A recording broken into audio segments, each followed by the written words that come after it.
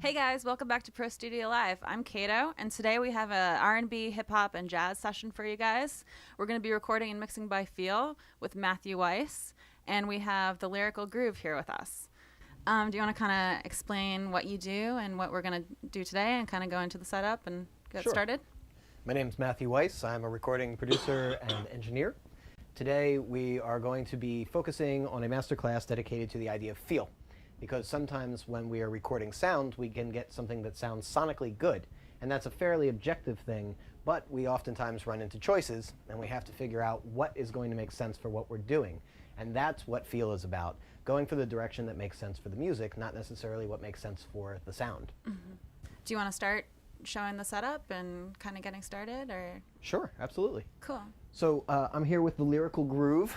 Apparently they are a hip-hop, funk, soul, jazz, and everything else band. Spoken word, R&B. Yeah, basically they're awesome. I would describe it as soul funk. That would be my feeling.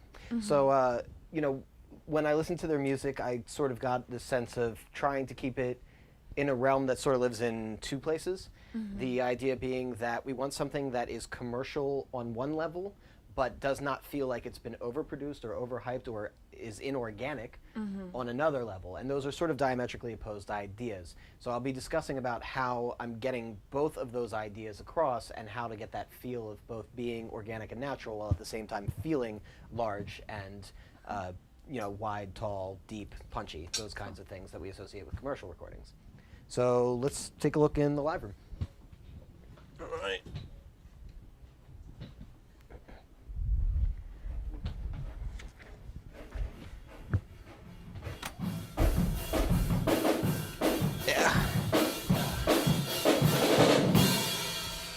right. Cool. Yeah. So, okay, the first thing is that we got to figure out exactly what we have before we can figure out what we're going to do with it. Mm-hmm. We have a bass player. This room is a live room. It's got a lot of natural sound in it, and that's actually going to help the whole process of trying to figure out how we can get something to be both large and organic, because a lot of the organic sound that we're associating with naturalness comes from room response. When things sound very dry, when things sound very separated, we lose a little bit of that organic quality of people playing together. So because this is a particularly live room for a tracking space, that's going to help that whole process. So that made everything easier right off the bat. From there, I can go on to very traditional setups to basically just get the sound in and going in correctly. And if you check out this wall, what's creating the liveness is, unlike a lot of live rooms which tend to be heavily treated with absorption, the spread for the sound is being treated mainly with diffusion. So we're not getting annoying echoes, we're not getting something that sounds like we're in a giant resonating chamber, but we are still keeping a lot of the moving air that would otherwise be taken away through velocity absorption. So because of the nature of this band, which involves a little bit of a hip-hop spoken word type of thing, plus the funk side of things, soul side of things, all those things sort of are founded on bass and drums. So we're going to take a look at the drum setup first and what we're doing. Alrighty. So when you're setting up drums, there's a whole ton of choices. In fact, there's just too many to even begin to know where to start. You can do anything from a single mic setup to, we could have mic'd every freaking drum, top and bottom, depending on what you want to do. And for certain styles of recordings where you want something that has an exceptionally defined sound, like if we're doing a metal record, you probably want those crazy mic setups because it makes the most sense. However, in this particular case, what we want is the most natural sound possible, but then reinforced for that extra bit of punch, that extra bit of that, you know, produced polish to help it along. So the first step is the overheads. This is the big picture of the kit.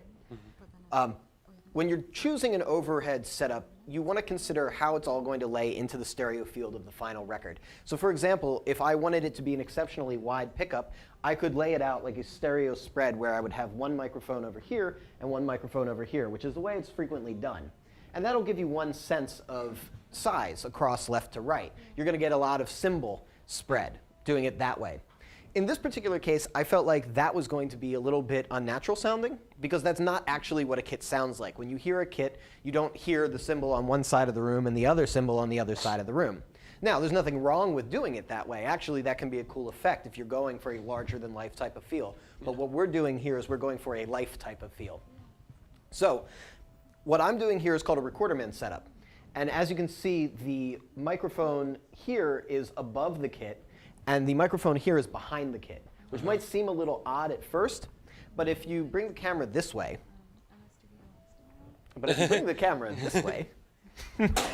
you'll see that it actually makes a lot of sense if you think about how a kit naturally lives.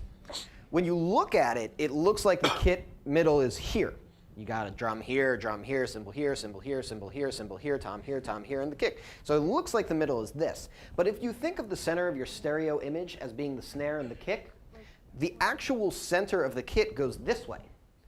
So that's what this is actually designed to do. And what we have is a microphone placement where these capsules are actually equal distance from the center of the snare and the center of the kick drum on the batter's head. So that's going to give us a perfectly mono center with the kick and the snare lined right up. It is going to give us a slightly odd perception of the cymbals in terms of what we're oftentimes used to hearing, but I think that that's okay. I don't think that that is going to throw anyone truly off. It's still going to spread approximately the right way, because even though we don't have these cymbals off here and these cymbals off here, for the most part, we still have these cymbals generally going this way and these cymbals generally going that way. So again, not as wide, because it's not grouped like this, but still wide and still placed in a fairly natural context.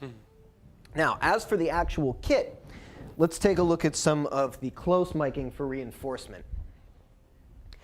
The kick is a little tricky. This is a jazz kick. It's smaller than a rock kick. You get a slightly higher tone and not quite as much low end. I have two microphones on here right now. I'm only using one. Originally, I did not know if there was going to be an open no backing, or if there would be an 8-inch cutaway or something like that, in which case I figured I'd do an inside and outside and work from there. In this particular case, there is no inside, because I'd have to drill a hole, and that would be not very nice. By the drummer. So what I did was I took both of my mics and I put them up. If you can come in here, I want to show the spacing here. But I put them up against the resonant head with enough space for the low end to fully form, but at the same time not be so distant to sound like the kick is being mic'd like a room mic. So I'm not right up against the resonant head.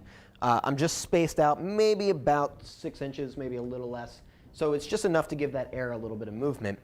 And I'm ultimately using the D112 as opposed to the Lawson 47. And the reason being is that this kick, because it needs that extra low end punch, the dynamic handles the proximity a little bit better, and it gives it a little bit more sub because of the size of the capsule. So the Lawson 47 is the shiny, literally the shinier mic, because it is spray painted gold. But it's the shinier mic in terms of the price point. I think they're what, $3,000 or something like that. Fantastic mics. But for the application, going for the fancier mic is not actually the best idea. The D112 is really giving me a better sound, and we can A/B it on the board to exemplify that. But the point is that I know what I want to hear. I want to hear that punch. I want to hear that extra cushioning of low end, and the dynamic is giving me that better in this particular case. Then we've got the snare. Oh, yeah. So snares are tricky, particularly the top, because there's a lot of stuff to fight with.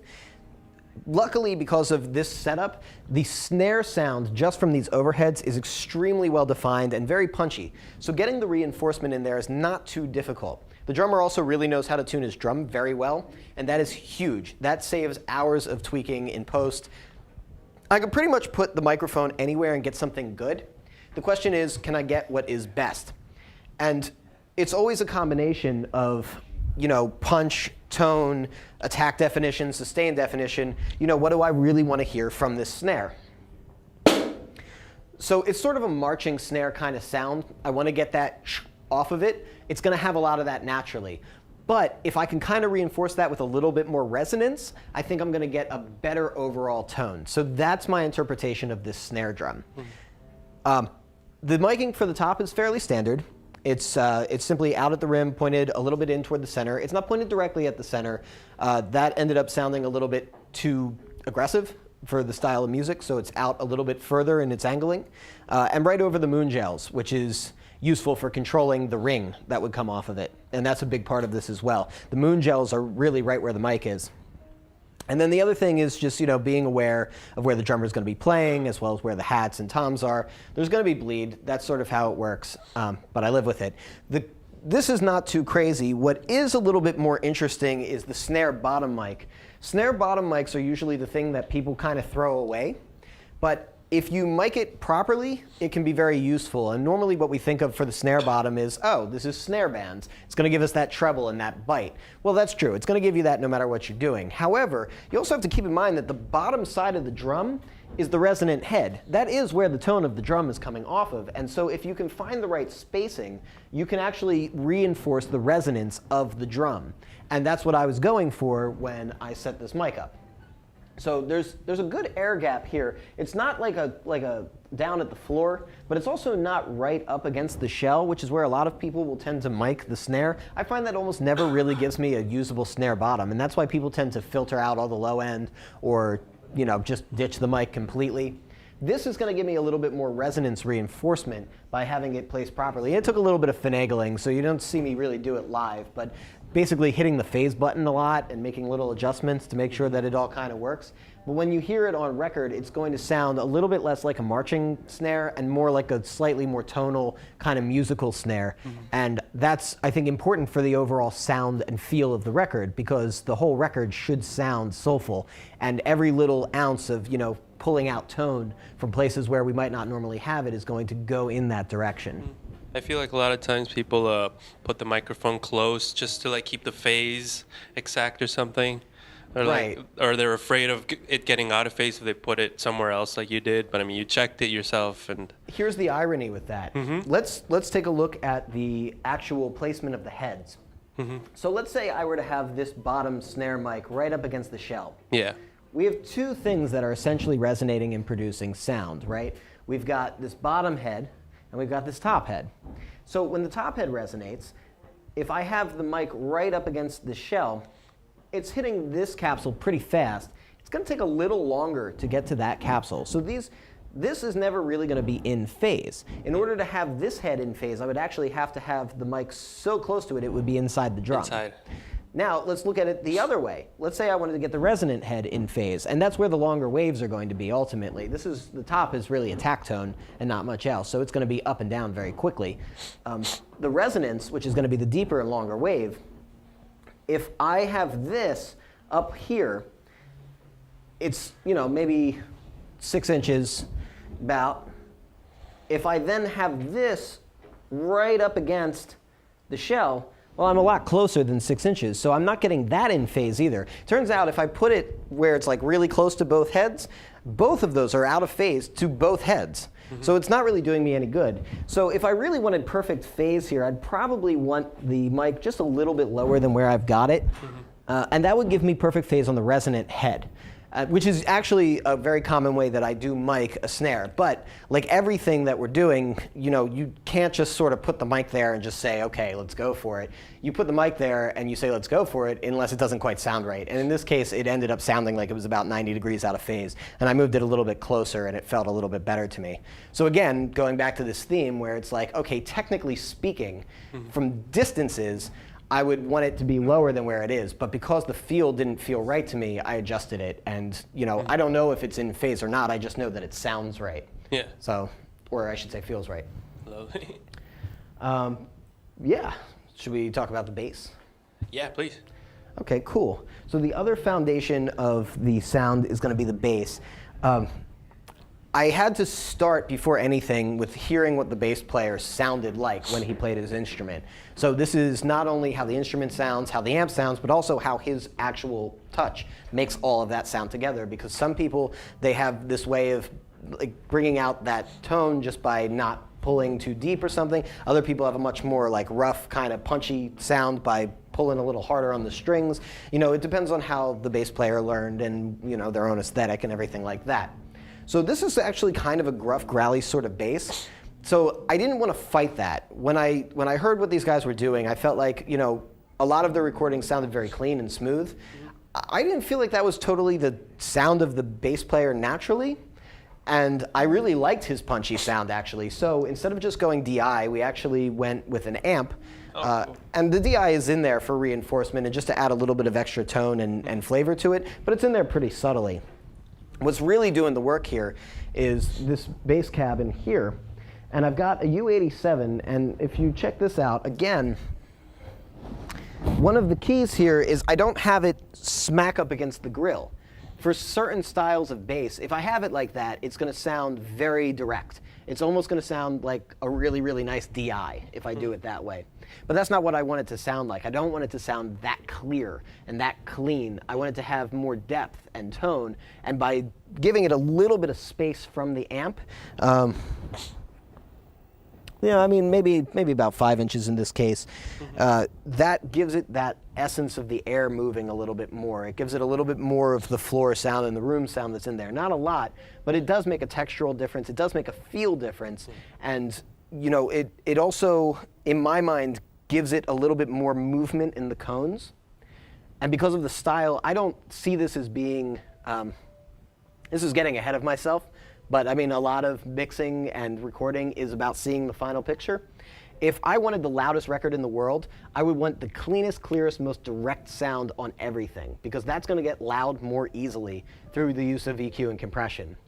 I don't see that as necessary here. I want this to be a dynamic sound. So if I move it back a little bit and I get a little bit more punch and a little bit more movement, actual physical movement in the cone, yeah, it's not going to get quite as loud, but it's going to be a lot more punchy and dynamic, and I feel like have more depth and flavor overall. Yeah. So again, it's a feel thing. Sometimes you want something to be raucously clean and in your face. Other times you want it to have a little bit more depth and a little bit more movement and punch. So it depends on what you're going for, as always. That's cool. Yeah.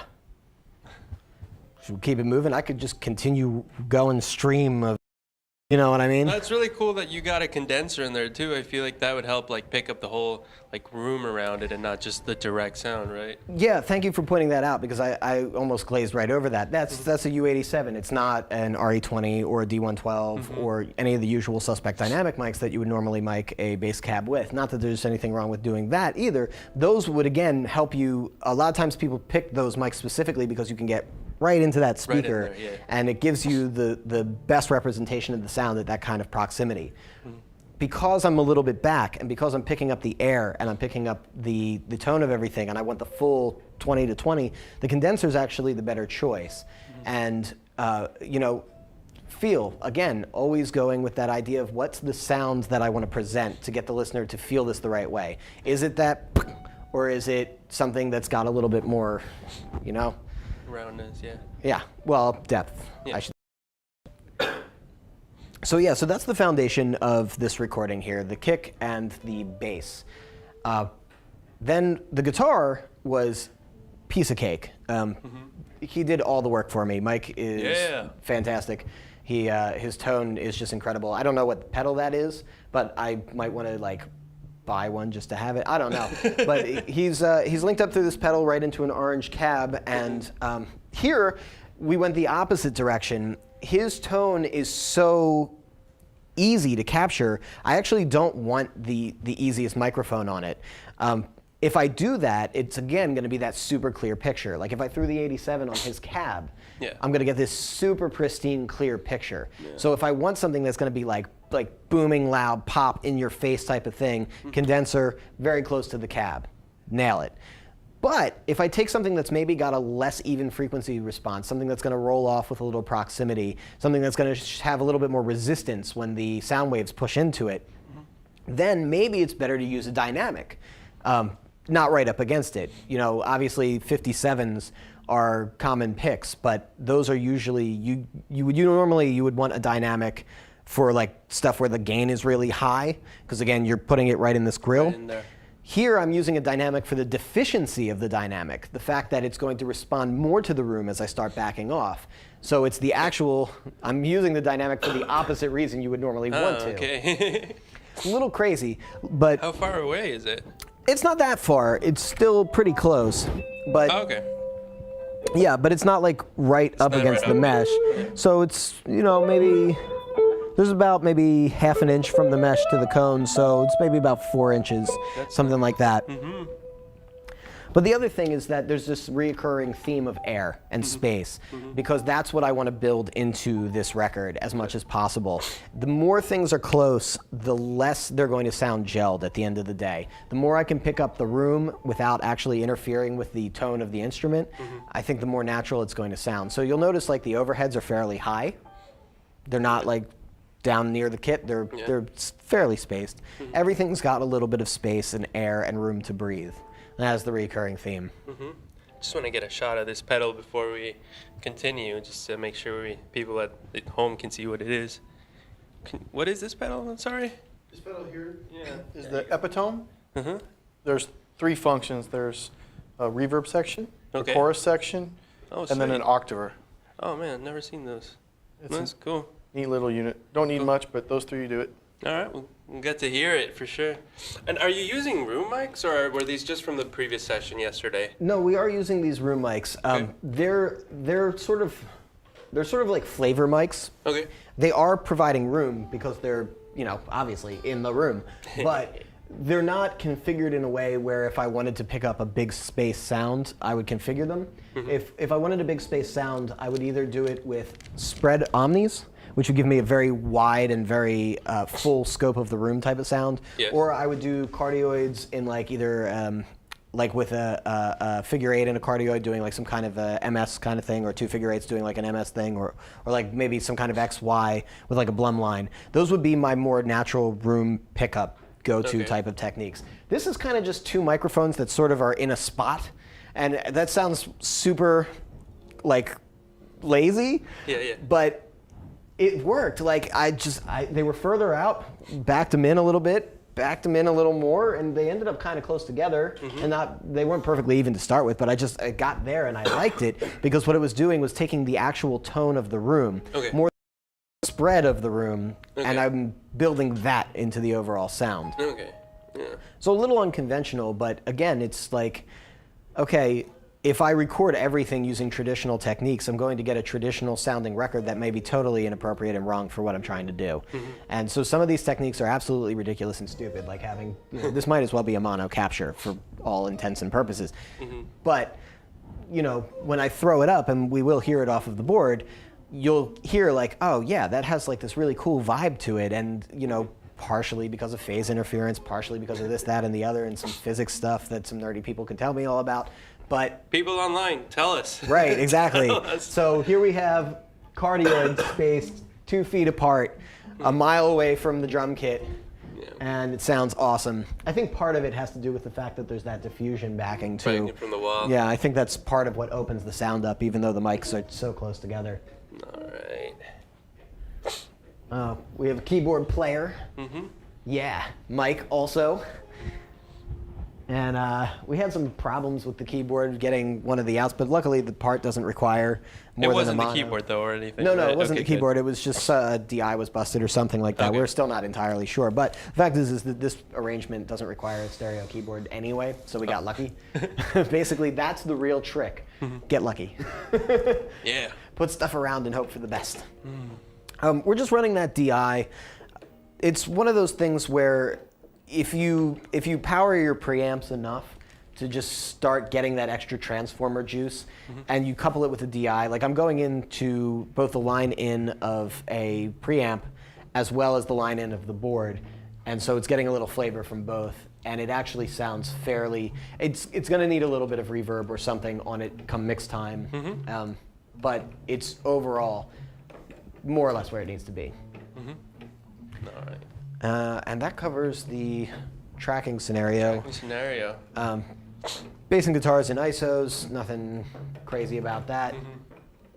And there it is. There it is, guys. All right. So I guess what's next is we could start getting the sound into the board and stuff? Sure. All right. Awesome. Thanks, guys.